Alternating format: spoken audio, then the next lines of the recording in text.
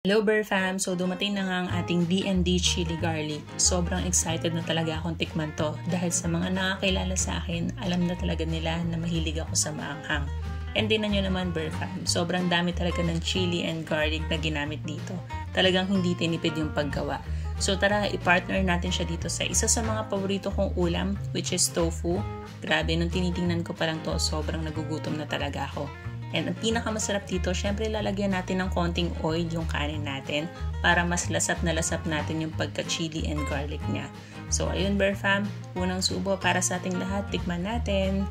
Ayan, grabe. So hindi tayo papayag na isang subo lang ng kanin ang gagawin natin. Kaya magdadalawang subo tayo Bear Fam dahil sobrang nakakamiss talaga yung lasa niya. And tingnan nyo naman, talagang sobrang dami ng chili and garlic at sobrang sarap ng pagkakagawa nila. Kaya hindi mo talaga mapipigilang hindi magkanin pag ganito.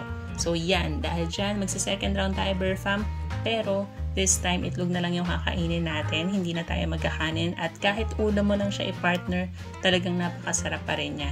So yun lang Bear Fam. I hope nabusog kayo sa video na to. Bye!